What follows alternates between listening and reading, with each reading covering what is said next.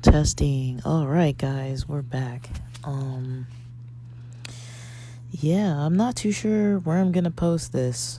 I'm debating, so I'm just recording on my recordings app. But I got a good kind of maybe I don't know if it's really considered just maybe psychological topic. Because I was kind of thinking about some things not too long ago today, and some things kind of came to my mind. So I was thinking about kind of the process in general of a discomfort of some sort that leads to avoidance of another sort, whatever that may be. So, like, it can be anything. Like, I think something that is pretty common for people really is, like, connections with other people. Even connections with their own selves, like people's connections with others, people's connections with themselves. There's so many different levels of connections, right? There's like this kind of like, I know your name, I kind of know about you, I recognize your face, don't know a thing about you, couldn't tell you any genuine facts about a specific person, all the way from that level of connection, because I'd still call it a type of connection, just because there is some form of involvement to at least know the minimal amount. There's complete disconnection.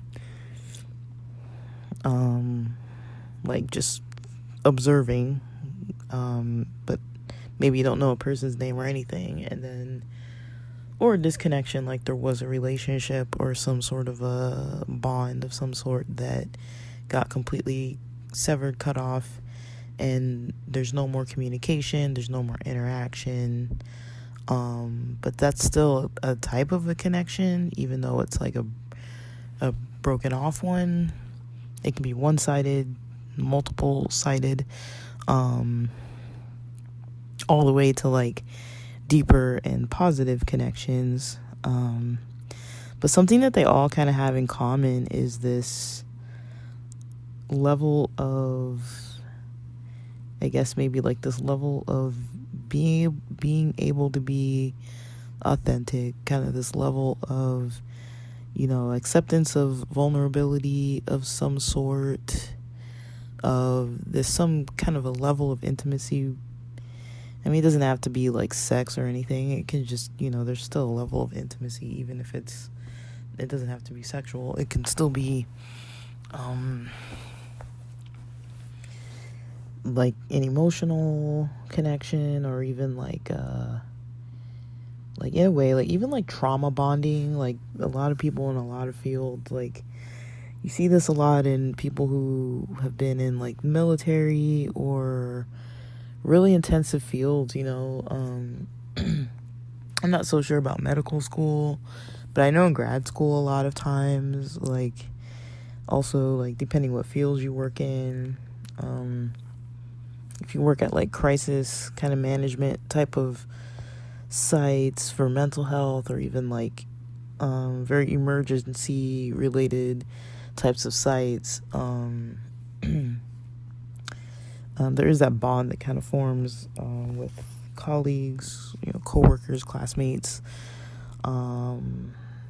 if you have mentors and things like that. And then, friendships, family members. I don't think I really have to do too much like explaining on that end as far as what that looks like. But I think everyone knows. I don't know anyone who doesn't know, but I think everyone knows what it's like to have a close relationship with someone that's good, a good, close, intimate relationship with someone that is good. And it doesn't have to always be good. Like, there can be ups and downs, there can be challenges and kind of like misunderstandings and arguments, but there's always like a certain amount of boundaries involved and limits that, don't get crossed to a certain point where it doesn't become toxic or negative. It's like it can still be a good connection, a good relationship without it being 100% perfect. But for something to be a good relationship, usually it's something that's not getting in a person's way. It doesn't get in the way of someone meeting their own goals, reaching their own dreams, doing what they want. It doesn't stifle another person's creativity or show up in some like unloving way. But there's always going to be that give and take in relationships, and there's always going to be like everyone has their own needs and wants and their own reactions based on those. And so something that I've kind of noticed is when it comes to like different topics, specifically when it's like regarding a certain level of intimacy with people, I think when people have a hard time with like making or keeping connections with people or deepening connections with people, I think those are different areas to kind of look at. But some people might struggle with one or all of those. If you struggle with not being able to keep or deepen relationships with people, you'll usually have less relationships, and the ones that you have, if you do have them, they'll be pretty surface level. Like if you have ability to kind of make the connections with people, but you can't really keep them, or they don't really get deeper, then it's going to be you might have a lot of people that you communicate with that but it's not deep connections, and they might fade in and out of, you might find people fading in and out of your life, or you might fade in and out of other people's lives very quickly. Or maybe you just don't have any really long-term friends, but you have a lot of recent friends, even if it's in large quantities. You could still have a lot of friends, a lot of connections, just not deep connections that are longer term. But you're able to kind of find people, interact with them, but for some reason it doesn't last very long. And then, you could possibly have, the ability to make, longer connections with people, keep them around in your life long term, but maybe you don't find a lot of them, or even if you do find a lot of them, maybe they're not deep connections, or you might have trouble, or you might be able to make deep connections short term, or deep connections with certain types of people or in certain types of settings, but maybe they're not long, deep connections, or maybe you don't make them often. So those are kind of some categories to look at. I would say I definitely fall into the third category to some extent, for sure. Like I feel like it's easy for me to kind of meet people, make friends, interact, keep in touch for a long time, especially when people want to hang out. For me, it's easy to connect to people who want to do stuff, who want to hang out, who want to connect and get together and like see each other. I can keep friends like that 10 years, 15 years. I have friends that I've known since I was like 5, and I'm a little past my mid-30s now, so it's like, yeah, I kind of know, how to kind of do that. I would say the harder part on my end can be, the deeper connections with people. And I think it comes from a lot of different places. Something kind of came to my attention earlier that I'm not gonna like harp on this, but like I was watching a video about this adult film kind of company that was kind of interviewing some of their models, and they were talking about one of the, I guess, people creating or directing part of a series for this adult studio was this guy who was like a previous priest or something. He was like some type of clergy in a church, and then it was interesting hearing that there were a lot of people that were models in that company that had church backgrounds, and you could kind of tell that he was trying to create a safe space. He was talking a lot about sexuality and like sexual intimacy and the spiritual aspects of sexuality and intimacy and things like that,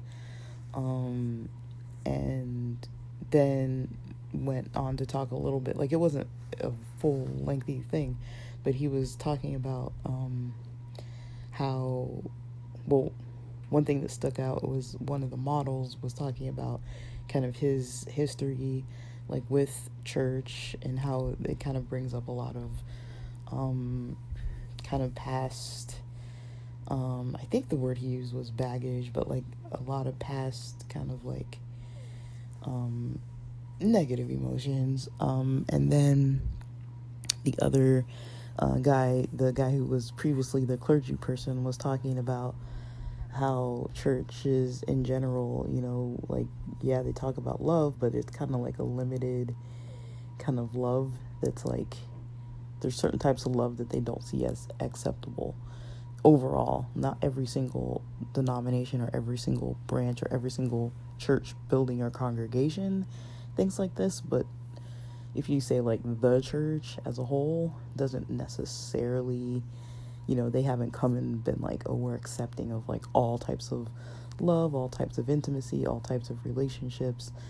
That's not really something that you see from, I guess, like Christianity.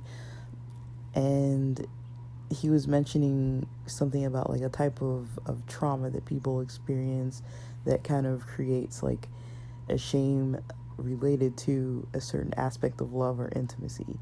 So that was very interesting. That was like a topic that's like, yeah, I mean, I can see where he's coming from with that.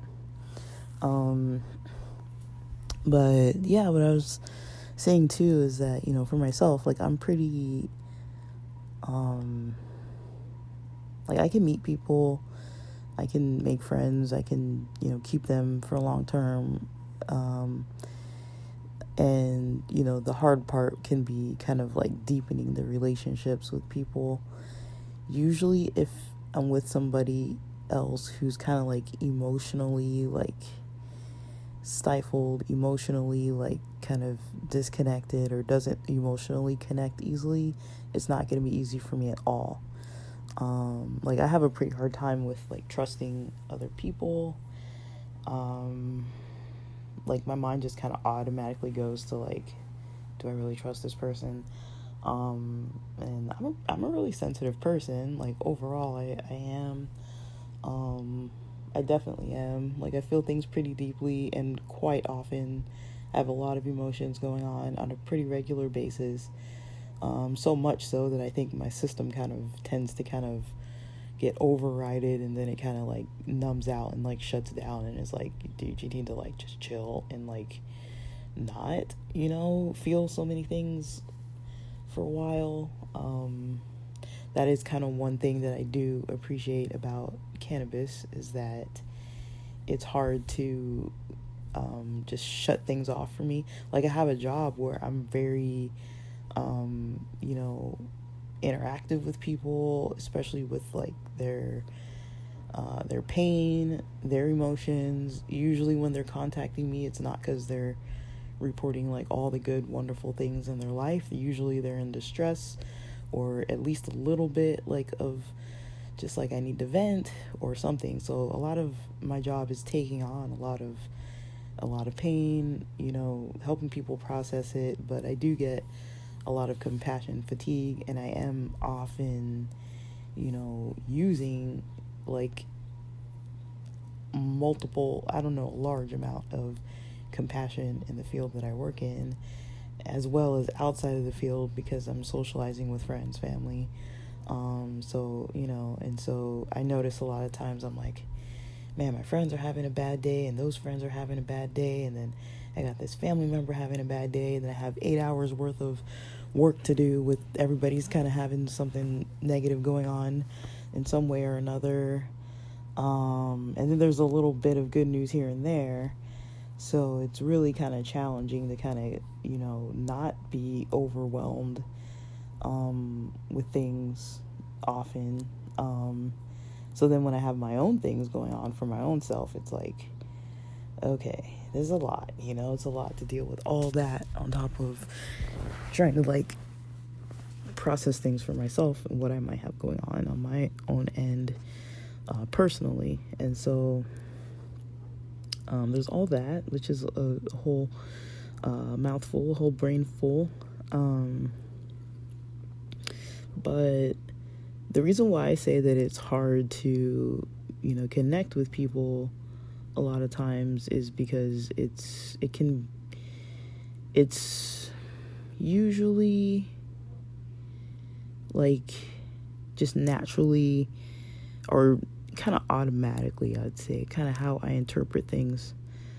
So there's a lot of nuanced type of things, like if I text somebody some maybe personal details, or I have something on my mind and it's like serious, and I'm like, okay, I want to talk to like a friend about this, but then I feel like they weren't really like listening, or like they didn't answer for like 4 or 5 days, or they're like, oh, I'm busy, like I gotta go, and it's kind of like, okay, like I'm not a super negative person, and I do spend a lot of time like listening to other people and being there for them. So it can be kind of hard for me when I do actually feel like, okay, I'm going to open up about this thing that I have going on, and then I feel kind of like, okay, they just want to like shut me down about it. So that's one thing that definitely I can be like, okay, like that's not ideal, and it can really make it so that I kind of question, like, can I be more open with this person about something when I'm kind of in like a vulnerable state, or feeling kind of like in this kind of like sensitive thing, like or about some sensitive issue, and then I bring it up and then they kind of shut it down. It's kind of like that doesn't really feel too good. So that's one thing that leads me to not really be too trusting with people. And it's not like I'm bringing up stuff all the time, but I also notice that people often have this expectation of me almost to be like in a good mood a lot, and I think, people see me when I'm in a good mood a lot, because usually when I'm not in a good mood, I just don't make plans, I don't go out, I don't interact way too much with people, or it'll be like minimally, like let's go see a movie and we're not like talking, or like interacting in a way where we're not really like too much interaction, or maybe like, okay, I'm just gonna go out for like a burger or something and then come home, like something real quick. So like usually if I'm kind of having like a down day or like a down spell of like a certain period of time, my really close friends might know about it. I'll usually be pretty open with them and be like, dude, like this has been sucking lately and here's why. But other than that, most other people won't ever see me, and they'll probably never know, and I don't really talk to them about it. And so I know when I am kind of maybe in a more heavy kind of headspace, a lot of times people don't expect that from me. Like most of the people that I see are like, oh, like we never see you like unhappy. And it's like, yeah, because when I'm unhappy, I'm not hanging out. When I'm unhappy, I'm not going out. I'm not like partying. So there's that. So I do understand that a lot of people don't know how to react with me when they do see me kind of in a different state. They're kind of like, wait, like, what do I do with this? You know, like, because they don't really know, because they never see me like that. So that's one thing I notice that makes things hard, as far as like maybe deepening connections with people. It's just like even the initial trusting in, you know, just being open about just generally a bad day or like a bad experience of some sort that was some annoying thing that happened. Sometimes that is even like hard, and I think a lot of people don't really have that. It seems to me that a lot of people don't really have that issue come up, where it's like if they have a bad day, they can vent or tell people or mention it, and people don't get a little like, oh, like, I didn't know you had bad days, or like stuff like that. That's kind of like a little invalidating, or kind of like just people kind of like getting a little uncomfortable and kind of like trying to laugh it off and like tell jokes and like try to make me feel happy, when it's like, okay, like, I'm clearly not happy. You don't have to like try to cheer me up. But that's another reaction that people might have that kind of, I mean, I can appreciate it kind of when it's like a well, you know, thought out kind of like positive like thing, versus like, oh, just think happy, just think positive, like not that kind of thing. But that's kind of minor. I get over those pretty quickly. But it is something that I notice as far as like trust levels are concerned. That does come up, but it's just not a major deal. Sorry, I'm like laying around and I'm trying to get comfortable. I'm having some weird like, I've been eating more cheese lately, so I think my stomach is just like not happy right now. It's kind of like I'm having like mild indigestion. Not really. I'm not like vomiting or nauseous or anything. I can't really lay on my stomach. So but yeah. So there's that. Another thing is like things that can make, and I mean it's not just me. I know it's not just me, but I'm just kind of breaking down from my own perspective for myself what I noticed, and then I'm going to kind of expand it a little bit more generally. So another thing I noticed, I'm not going to go into like every single freaking problem that I ever noticed, but like maybe just one more that I noticed. Like, say if I'm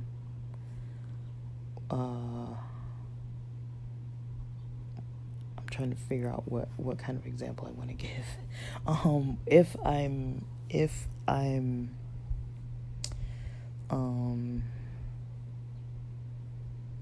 like having,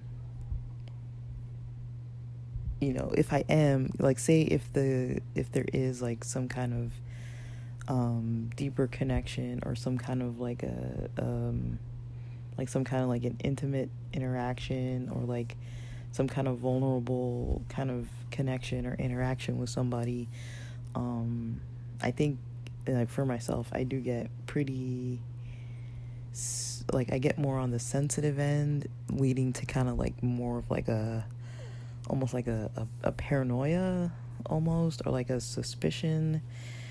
I mean, it's not like so intense that it's like, you know, I'm not like doing anything about it, but that's kind of what I wanted to mention, is that when it comes to, you know, things that involve relationships and connection, one thing that I think is helpful to realize is that you can have things that make it so that you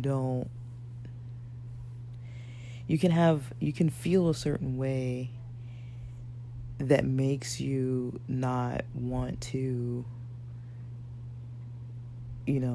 find people or, connect with people, that makes it so that you don't want to lengthen the connections, that makes it so you don't want to,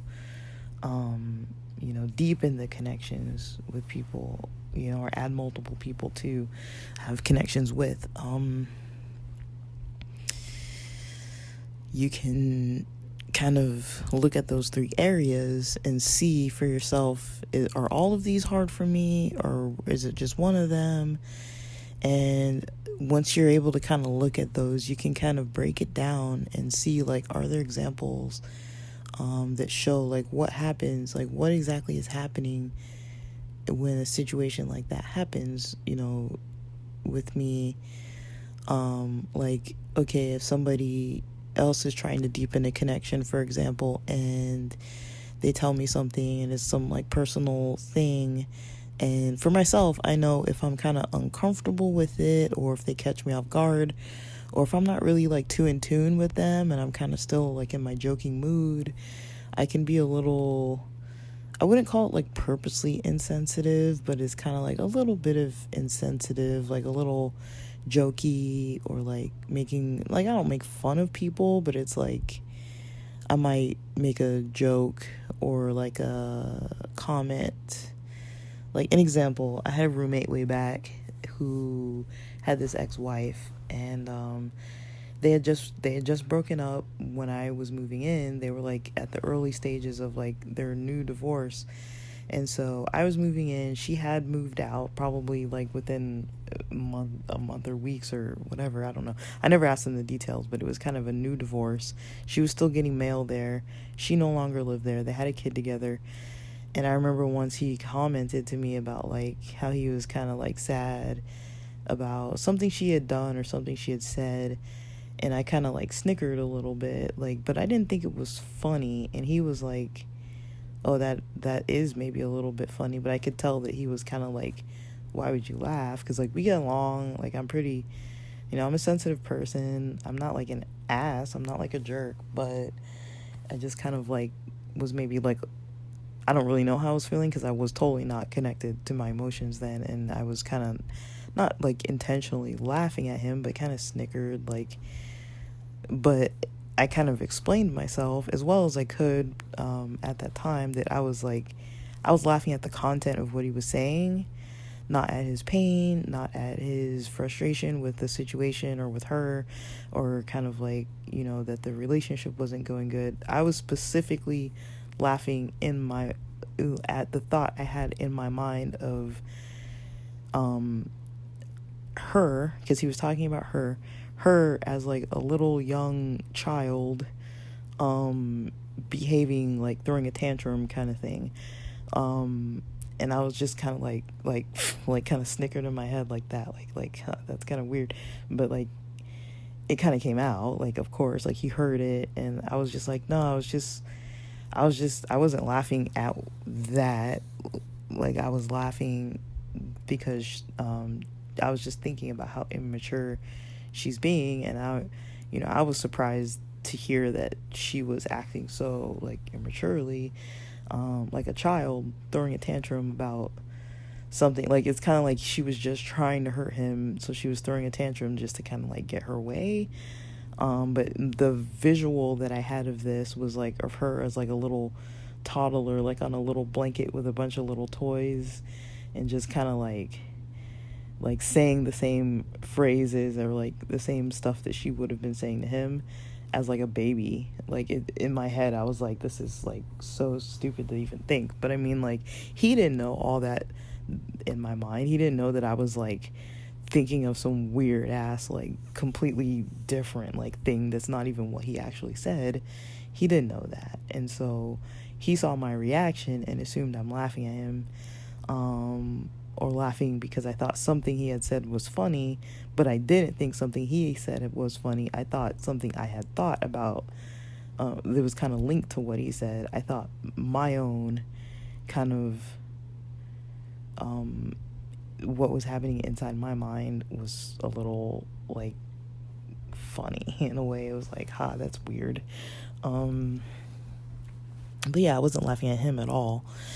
And things like that, where it's like, people do that though. They laugh, and it's kind of like, why are they laughing? Are they laughing because they're uncomfortable? Are they laughing? And I think I was probably uncomfortable and just not in a very sensitive, in tune mood. I was just kind of like probably just coming home, just kind of like in my own head. And then he kind of like brought up what was going on, and I wasn't like tuning into him and like, being there for him. I was just like still in my own energy at this whole other level of energy. And then my mind was like maybe uncomfortable with it enough to kind of like veer off and go to some other thought that I had made up in my own imagination. But yeah, it's stuff like that where it's like, if I were on the other end, if I were him and someone were telling me, if I were telling somebody something kind of personal and then they kind of snickered or laughed, I would automatically think this person's a jerk. This person is like such an asshole. Like, I just, I can't talk to them. That would hurt my feelings, but I mean, why are they laughing? Who knows? So it's stuff like that where it's like, okay, I have to think it through. Like, I know my friends, I know the people that I interact with, and most of them are really sensitive people. They're really caring. When they're laughing, usually I think it's because I say things in a weird way. Sometimes I do use humor sometimes too, and I think people don't know when I'm using humor and when I'm not. Or I kind of say things in a way that sounds like I might still be joking when I've automatically just stopped joking and now I'm being like dead serious, and they're just like, wait. So I think a lot of times when people laugh, it's like their discomfort or their, kind of, there's something else going on in their mind. It has nothing to do with them trying to be mean or rude or invalidating, usually. Depending on the people the people I know generally aren't like that. There are a couple people that are a little insensitive, but I don't really open up to them about things either. So that's one thing to notice. Is kind of what it is that happens that makes you want to shut down, or makes you want to avoid, or makes you want to kind of like maybe retaliate or like argue, those types of things, right? So once you kind of know what it is that makes you do whatever it is you do, you can kind of take like the emotion and just kind of isolate it and just say, hey, this is how I'm feeling. This is how I feel right now. When I'm open about this thing, I'm already feeling vulnerable. I'm already stressed because it's bothering me. And then I open up about this thing, and now on top of it, I'm feeling a little maybe like embarrassed or ashamed, or like somebody was invalidating of me, and now I'm a little bit like upset with them. But it doesn't have to go past that, really. And that's kind of what I want to talk about, is that, I'm sorry that I know I have to like, I tend to give like this whole length of, background before I try to get to what I'm trying to say, but that's mostly what I want to talk about, is that it doesn't have to go past how you feel or how you think. It doesn't have to get processed and interpreted into something. Oh, if this, then it means all these other things. And if it means all these things, then that means I have to react this way. Because that's usually what ends up happening, right? Now, I'm not saying that you can read every situation, that everything doesn't need some sort of like, okay, hold back, protect yourself. Not everything is like balls in, like just like jump into it. It's going to be safe. I'm going to be fine.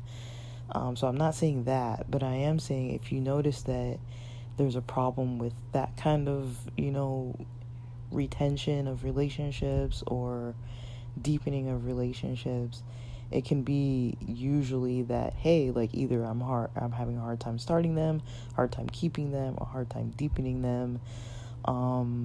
If you're uncomfortable in some way, it's probably because the discomfort leads to some sort of a reaction of avoidance, or reaction of maybe like being offended and then lashing out on people, or a reaction of getting defensive, or a reaction of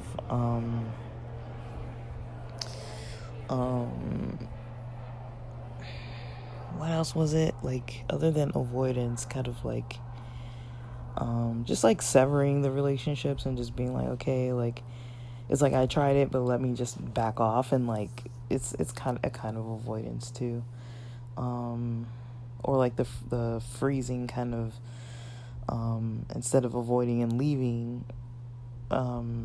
just kind of shutting down emotionally, and not like, you can still be there physically in person, but not like emotionally like giving anything, in some sense. So a lot of these things we do to like protect ourselves, obviously, but when you start realizing that, okay, maybe I'm not protecting myself by doing this, because now I have this whole other thing that I'm like not fulfilled, I'm missing out, I have all these relationships that I feel like aren't fulfilling, or the other side where it's like, I don't even have any relationships, and I'm lonely or like disconnected. Now, I'm not saying just because somebody feels lonely means that they're not, that, it's their fault or whatever. Like, yeah, I'm not saying like, oh, it's your fault because you're like not able to connect. Like, that's not always the case either. So, loneliness is just a natural part of life, a natural part of our kind of human existence. And I talked to this therapist who gave me this, what was it? It was like an article.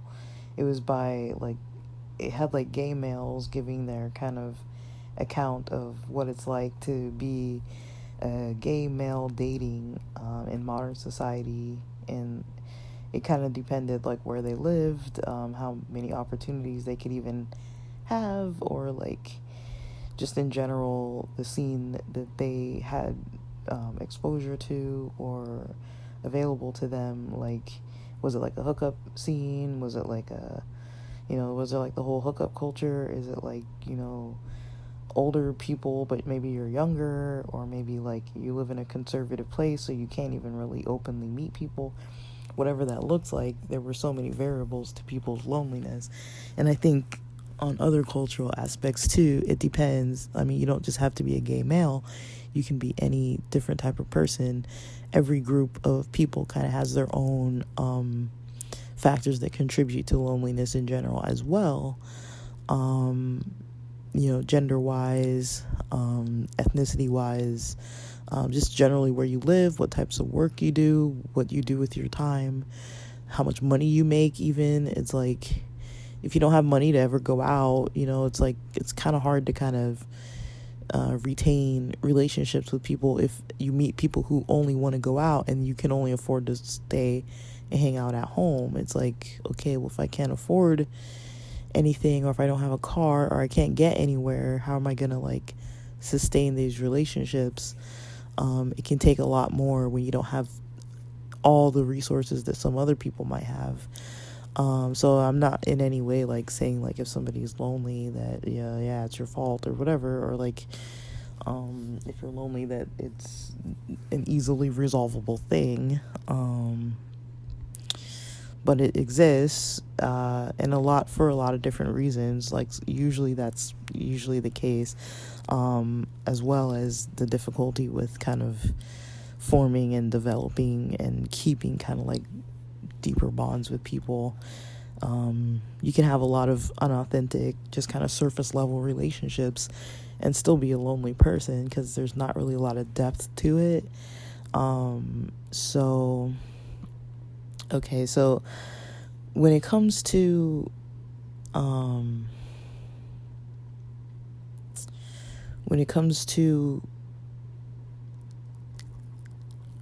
the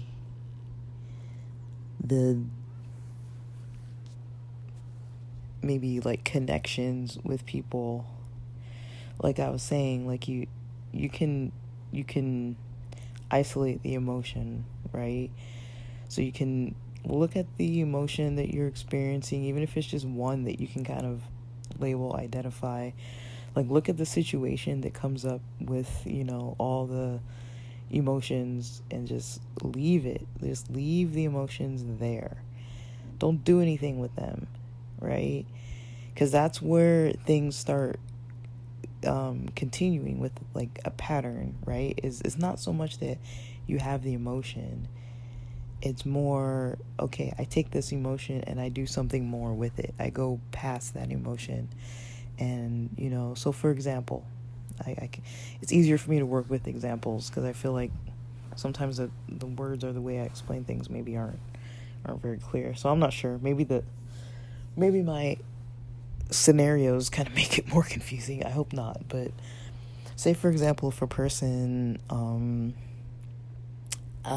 is like having a sexual intimacy kind of issue where it's like hooking up is easy because there's not really a lot of commitment. There's not a lot of, there's vulnerability, but it's not like long-term expectations to kind of delve into things. It's very short-lived. If you hook up with somebody, maybe you meet them on Grindr, maybe you meet them on wherever you meet people, and you go and meet. And some people do interact before to some extent, but you're just going for the hookup. Who knows what you do there, if you're actually having sex or if you're just, talking or cuddling or spending the night or whatever that may be. And then morning comes, or morning doesn't even get there before you leave, and that was that, right? You're not expecting to be besties with this person. You're not going to go out to brunch the next day. You're not going to hang out with each other's, everybody bring your mother and we're all going to go, on a shopping trip and then go to a movie on the weekend. And no, it's like we just hooked up. That's it. We're not trying to have anything deeper past that. Some people thrive, with that because they don't have to have,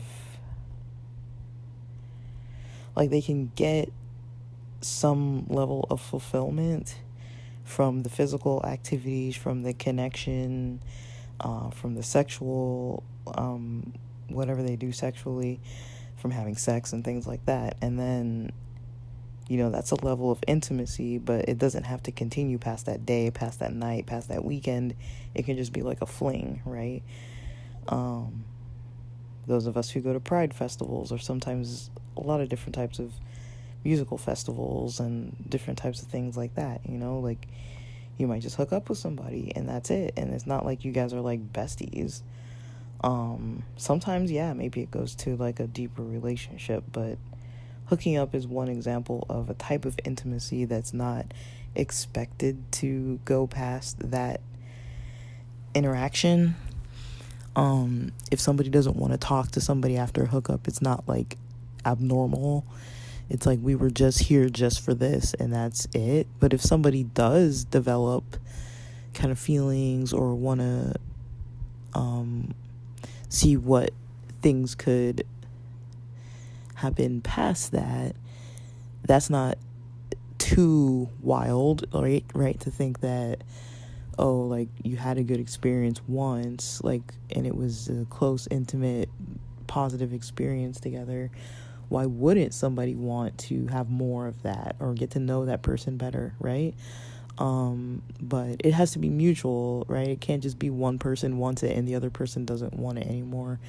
It has to be both people kind of on the same page about it. So hookups can kind of be rough for some people for that reason, because there might be somebody who catches feelings or not. And then there's the other side, which could be, a deeper relationship with somebody, an intimate relationship, whether that's sexual or emotional or whatever that means, right? You can have those deep connections with people, a deep, intimate relationship with a person where where you're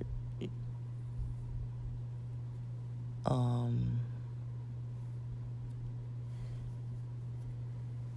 like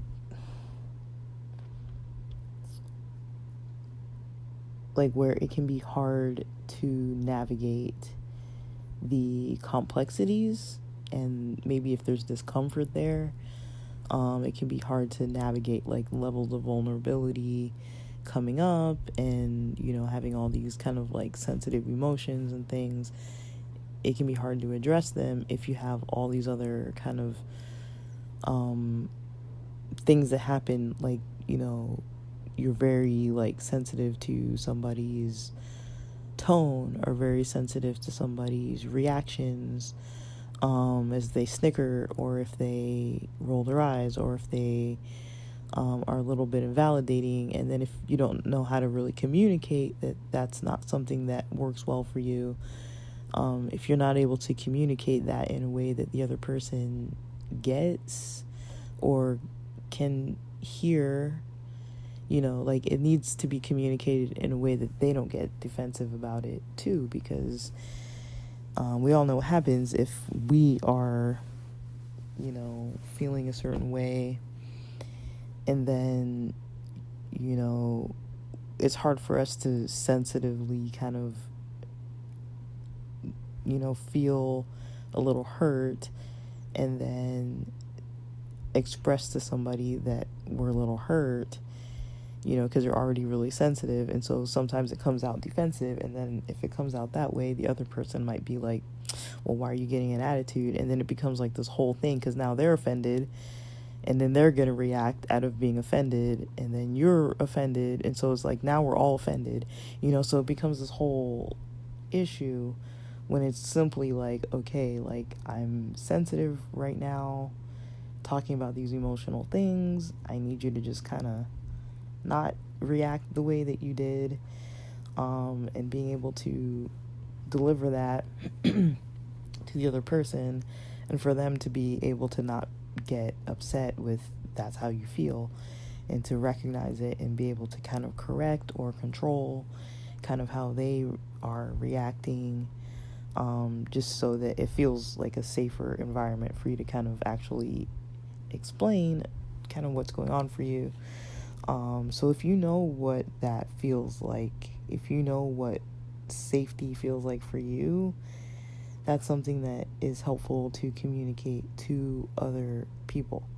Is this feels safe for me when you're nice to me about this, or when you don't joke about these things, or something that's not gonna set you off into like a defensive mess, or something that's not gonna trigger you or make you want to shut down or avoid the conversation or leave the environment. And this is like if we're talking about something that's not just like a hookup, if you're trying to like deepen this relationship and you're having some trouble with it, that's usually what's going on a lot of the times, is like, we all kind of have a little bit of, sensitivity around certain stuff. And so just kind of learning about that, or just even observing it in other people and in yourself, just kind of noticing like, oh, when I say that, this person seems a little like not, they seem annoyed, or they seem, and it's hard to know how they really seem, but just trying to pay attention, and like kind of knowing what their reactions are like, and kind of learning the other person very well too, because sometimes it's like you're not going to catch every single thing. You're not going to be able to always apologize for every small offense. We just kind of move on, right? But it's like, if you can pick it up easily, if you're like, oh shoot, like I said that with a tone that was a little rough, or like I did that on the phone the other day. Like I knew, I was trying to help with this like crisis support, and I was calling one of the crisis houses to see if there was like a way that I could refer somebody, if there was any availability, trying to get like details. And the person on the other line, I knew them, like it was a friend of mine that I used to work with, and my phone had bad reception, so I started talking like really loud in my phone, because I was like, I know that you can't hear me. But then, like, when I talk loud, I don't sound really, like, soft or compassionate anymore. I just sounded really abrupt. And I kind of noticed that they were getting kind of, like, a little bit, like, not upset, but a little bit, like, nervous. And it would have been best for me to be like, oh, sorry, I'm not mad or anything. It's just I know that nobody can hear me on the phone because I get really bad reception. So I have to talk louder. So I hope I don't sound like an asshole, like I'm not yelling at you. But, those people get yelled at often. So it's like, and I don't think this person recognized me on the phone, but I would never, like, yell at somebody like that either. So it's like, I kind of wanted to be like, hey, like, it's me. But then I was like, I'm just, like, working. Like, I don't really want to, like, have this whole conversation with this other person right now. I could have easily just texted them later, but I didn't. But it's like, it's something like that sticks out in my mind that I'm like, I could have just easily been like, hey, sorry, or like texted them and be like, hey, that was me. Like, sorry, I didn't mean to, like, sound so loud on the phone, or like whatever, like, I could have just made it simple, or said directly that the reason why I was talking so loud is because nobody can ever hear me. But it's like, I know they're kind of like a shy person, so I'm like, okay, like, just trying to, like, read situations like that, and then, like, doing something in the moment actively. I think that helps a lot versus, like, waiting till after the fact and being like, oh, the other day or the other week. Even though, I really don't think there is a time that's, like, too late. Like, it is ideal to address things more in the moment, but it doesn't have to be, like, too late. It's like, if you notice something and it's still kind of on your mind, and that maybe you kind of, like, accidentally hurt somebody's feelings or accidentally did something, even if it was, like, years ago, you can just be like, hey, remember that time we were hanging out and I was, like, laughing at you when you broke your ankle, or, like, whatever. Like, I've never done that, but I mean, if that was the example, like, for example, you could still apologize for that, like, people still think about it. People still, I was with some friends last night, and they, it's like September, and we were having a conversation about something that happened in July, and somebody kind of brought up that they were offended by something that somebody else, or they were kind of hurt about something that they didn't feel invited to or whatever. And it's like, they were just barely getting the explanation of what had happened 3 months later, so it's like, I think that's resolved, but it's like, people get hurt. It's just how it is. Like, and there's nothing wrong with being sensitive. There's nothing wrong with being very sensitive. But if you're sensitive yourself, it's helpful to try to be sensitive in other situations too, because a lot of times when people are sensitive, they can come across as a bit abrupt because they're sensitive, and they're often, feeling offended. It can be a lot for them, and sometimes they'll be defensive often too. So it's like, now they're defensive. So, but it's because they're sensitive. So it can be a whole different thing. But okay, so what I'm trying to say too. So if you notice that those emotions that you have, if it's like, because it's usually going to be categories that trigger this, right? So when you know what those categories are and how sensitive you are when you start talking about those things, it's good to kind of keep your alert up of like, I'm talking about something that's sensitive to me. I usually don't talk about this. It makes me want to avoid things. It makes me loop into this mental, loop of like not being able to kind of like deepen this connection because of these other reasons, right? So if you are able to kind of lay it out like that, structured, of what it is that's happening, what it is that you do, what it is that's not working, those kind of patterns, then you can kind of have more control over it, because, if you're trying to form intimate relationships, it can be hard to really know why they're not forming, it might be the types of people you choose too. Like, we are naturally inclined to feel more comfortable towards familiar things. So if you didn't have, a lot of people that you could trust when you were growing up, it's going to be hard to feel comfortable around people that you can trust, that are trustworthy people. So you might naturally gravitate toward untrustworthy people, which would make sense that it's hard for you to trust them, because you're like, I see all these things, all these warnings, all these signals that they're not trustworthy. And it's like, well, yeah, maybe they're not trustworthy. Or, you might have a combination where it's like, okay, I'm connecting with a bunch of untrustworthy people and I'm connecting with a bunch of trustworthy people. It's hard to tease out who's trustworthy, who's not. So I default towards nobody's trustworthy, so I don't trust anybody. And so it's hard to deepen those connections, right? So a lot of things can be happening, but I do find it easier when, if you're trying to develop a deeper relationship with a person, is much more helpful to, if you notice yourself avoiding things, if you notice yourself distancing from a person, it's going to be much more helpful to kind of notice all those things for sure. Notice if you're already, like in a vulnerable state, feeling sensitive, very emotional. If you don't notice that, who knows where it's going to lead and what's going to happen. And, you have to kind of notice that first. Be very in tune with it. Know kind of what your triggers look like. Know what you usually do. What to expect yourself to do. Because it's something that you automatically usually do. So, noticing how you react usually. But you don't have to do all those things, because the thing is like, to try to break the patterns, you have to stop doing certain stuff. Now, you might not be able to stop feeling the way that you feel, right? But you can work with feelings. You can work with, I feel this way. If you don't take it further to these other steps of, okay, now I process this to mean I can't trust this person because they laughed at me when I was, being vulnerable. I can't trust them. So I don't trust them anymore. I'm never going to open up to them. I'm actually never going to call them or hang out with them again. And I'm deleting their number and I don't want to talk to them anymore.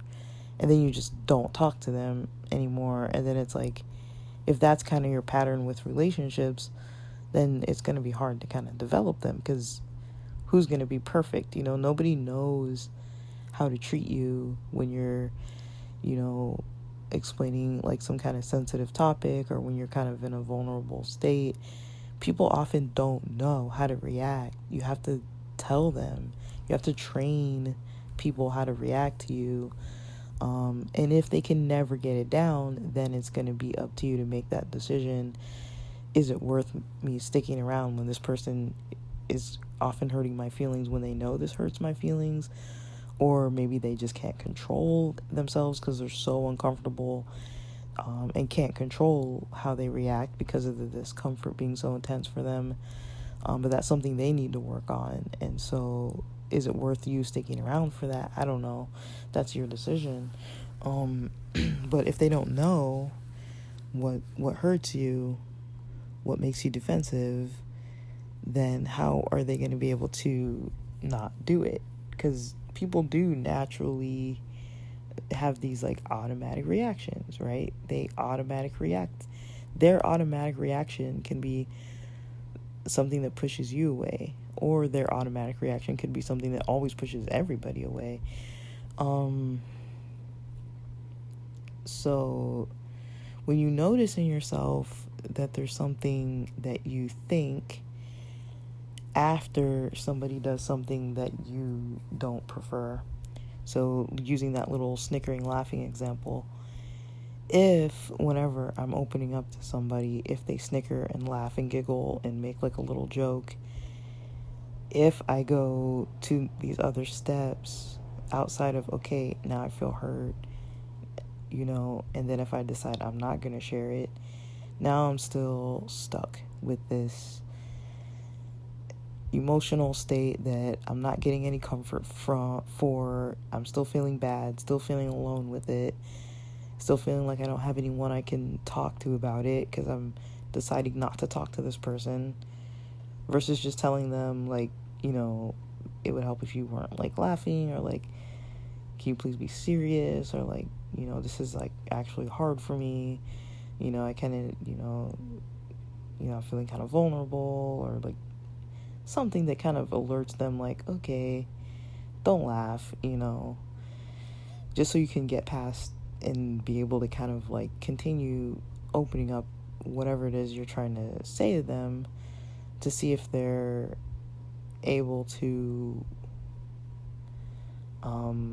help you or be there for you, or instead of shutting it down, right? So, because usually what happens is if you feel sensitive or vulnerable and you decide, hey, I'm just screw it, I can't talk to you about this, or you just change the topic, or you just never bring it up again, or anything like that, then it just, the other person's not going to be like knowing that like you really needed them to be there for you, or they're not going to like know how serious that was for you, or why it is that you stopped talking, right? They're not going to know these things. If you move on, they're probably likely just going to move on, right? Because they were probably a little uncomfortable in the first place, and so it's like they probably would prefer you just kind of move on.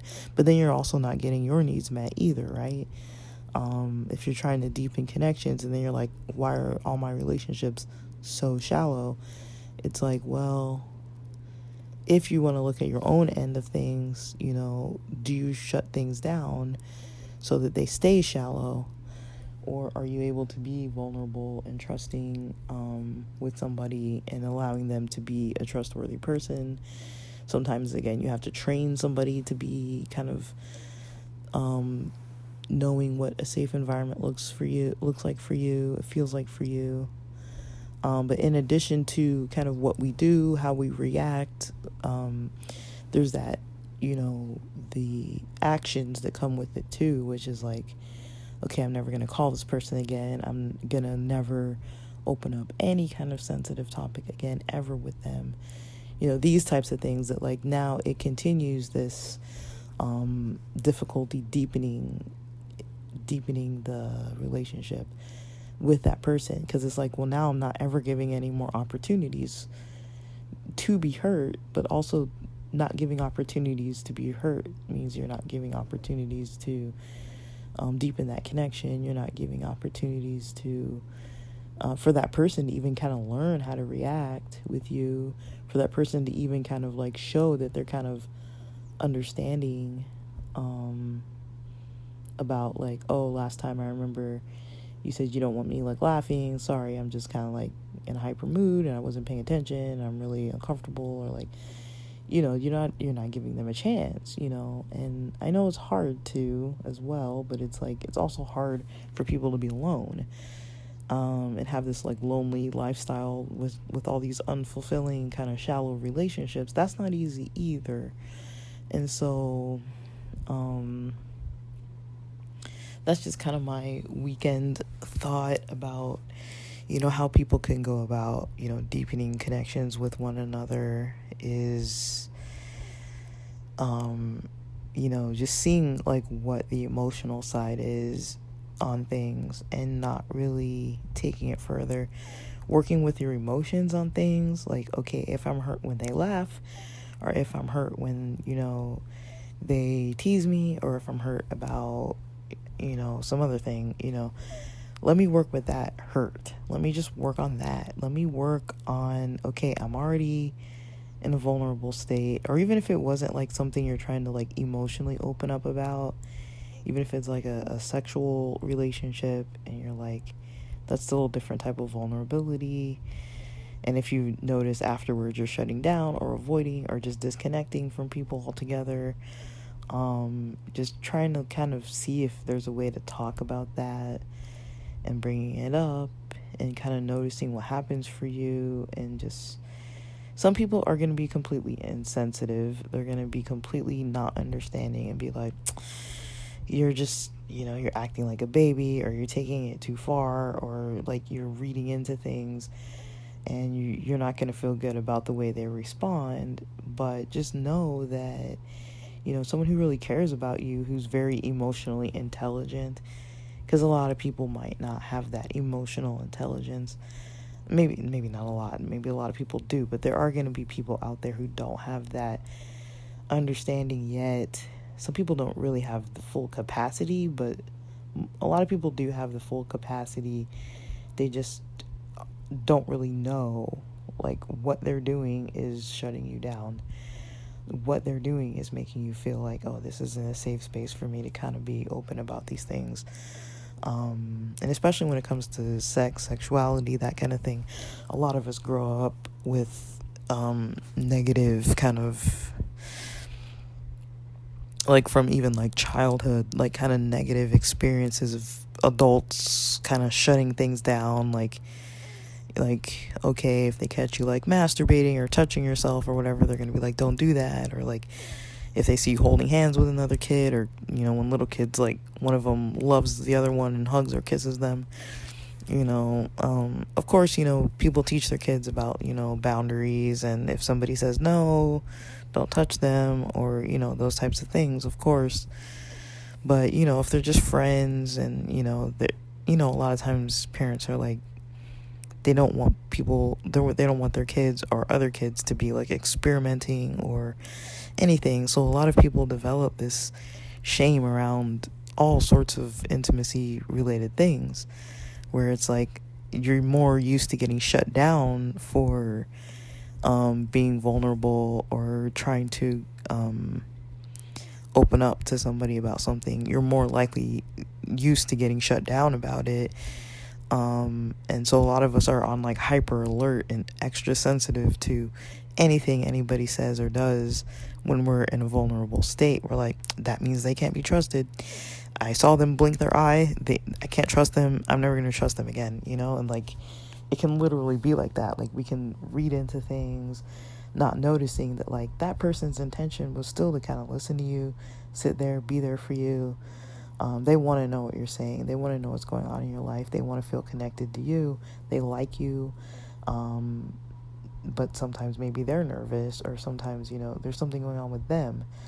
So, and, when we're in those vulnerable states, it's only easy to think about ourselves, because we're going through so much and there's so many things kind of happening within ourselves. We're not going to be likely to look outside and be like, oh, like, this person, is maybe having a rough day, or like they maybe, are struggling with similar things to what I am, or, we might not even have like anything like that where we can like explain, because we don't go past it. And, there's kind of a difficulty with the bravery. There's a difficulty with the trust. There's a difficulty trying to start a safe space in a relationship and open things up, and like being the one to be like, I want this to be safer, or I want this to be more comfortable. It's hard to kind of even admit that, to feeling like, oh, like, I don't feel safe in this relationship. Like, it doesn't mean like you feel abused necessarily, but like you don't feel like you can necessarily open up about certain things. If you know what it is that's happening that makes it so you don't feel like you can be open on those levels, it can be like physical, it can be sexual, it can be emotional, cognitively, just like intellectual stuff. Once you know kind of what those things are, you can kind of see if you can discuss them with the other person, and hopefully they kind of understand how to have those conversations too, and how to kind of read what's going on and how to work around, okay, this is uncomfortable, this is hard, this is difficult, this is easy, like those kind of things. And so yeah, I just think it's hard for people. I know it is, because it's hard for me. It's hard for us all around to kind of understand what it is that works the best for us, what it is that's helpful or pleasant for us, what it is that's complex for us. It's a little bit hard to be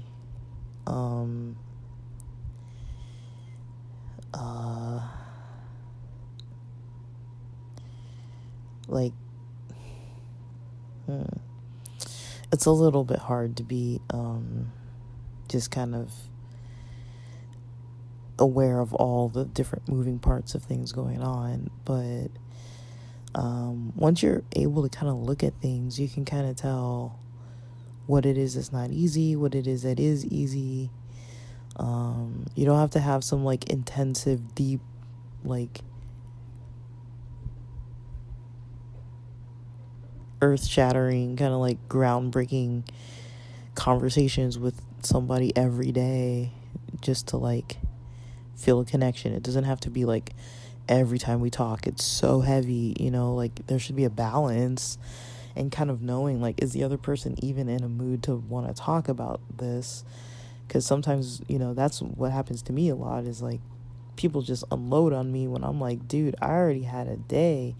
Like, I'm not trying to like sit down with my friends and like, okay, I thought we were just having drinks. I didn't think we were talking about like all your grief and all these other things, and I'm just trying to unwind. It's like I need a little warning.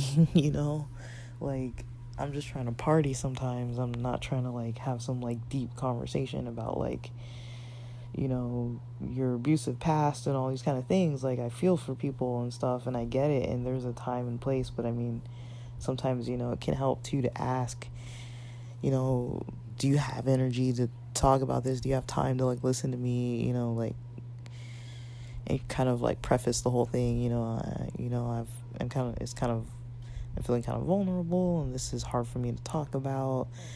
Like, if you could just try to be serious, and like maybe you just want them to listen, or maybe you want some advice, or just kind of guide them before you start just like delving into it. And then if they start reacting in a certain way, because you've already kind of prefaced the whole thing, you can be like oh, like it would help if you weren't laughing, or it would help if if you could just listen for a while, and without the jokes, or I mean, that people can get still defensive with that, but it's like when they know that it's like it's hard for you already, then I think they can kind of come at it from a different place and know that you're not trying to be like controlling and offensive and using them, but it's like but yeah, I think it can be worth a try. I mean, definitely knowing what safe relationships look like. Definitely, if you're thinking, okay, there's red flags here, don't delve into things like that with people. But if you're kind of like noticing that it's just a pattern of just like not being able to connect with people, you might find it worth, the energy and time to try something like this and kind of try to organize it in a way that makes sense to you, so that now you're doing something in a way that's more productive towards developing deeper connections with people, versus doing the same thing that's not working. My relationships aren't getting better, they're not getting closer, they're not increasing in numbers. Like, that can help people with a lot of their loneliness. It's just kind of feeling like emotionally literate on both ends, like with yourself and how to connect with other people, and knowing kind of what they need from you, and kind of knowing how they feel, or realizing how they feel, or being able to kind of like understand how they feel. Because some people, I notice, like, other people are kind of more giggly and laughing around them because maybe they think you're cute, or maybe they like you, or maybe you make them a little nervous. Like, there are multiple reasons why people might be a little like maybe not super serious when you're interacting with them. So, or some people don't like the serious and they'd rather have you laughing and joking and like giving advice. Some people hate advice, they just want you to listen. It's like, how are you gonna know? Like, sometimes you have to talk about what you're talking about, you know? It's like, and getting good at talking about it, and the delivery and the comfort and the space to do it and the good timing and the good energy to do it. Like, if the other person's drained, if the other person is, you know, in a space where they're not comfortable talking about this kind of stuff, whatever it is you're bringing up, like, you have to be sensitive to their needs too. So there's so many variables and factors and moving pieces that make it very, very complex, which is, you know, us humans have created such a complex world for ourselves that it's like, wow. But we do get into these patterns that don't help us, right? And there's, I think, you know, it can help to just kind of, you know, just stay in the isolated emotional part. Don't do anything with it. Don't, you know, give into the pattern, or any of those automatic kind of reactions that happen after the emotions. Don't give in to any of that. Just be like, I notice I'm having an emotion right now because I'm in this vulnerable state. Let me just do what I need to work with this emotion. Let me not do what I would normally do to kind of make it so this relationship isn't deepening at this point, or is getting further apart, or is no longer, we're never going to talk again just because I tried to bring up one conversation. But well, I hope that's helpful. I know that's a lot. But I think sometimes it's more helpful to post maybe like deeper stuff, in a way that's like practical and helpful. Not like, I'm not trying to be like venting right now. This isn't like a venting recording. It's more like, hey, let's like apply some practical kind of life skills here on a deeper level in a way that's kind of more complex. Because some people are like, they're like, yeah, use your listening skills and develop emotional intelligence and all these things. And it's like, what does that even mean? Like, so this is kind of more like of a method of doing that. It's not how everybody does it. It's not the only way to do it. But it's one method that I have found helpful.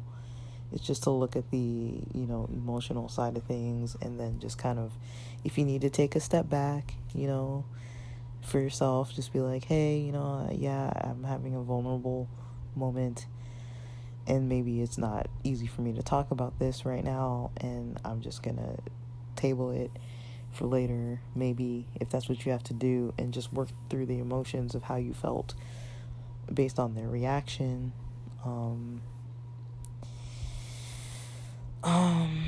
But yeah, guys, so with that, I'm gonna log off. But thanks for listening.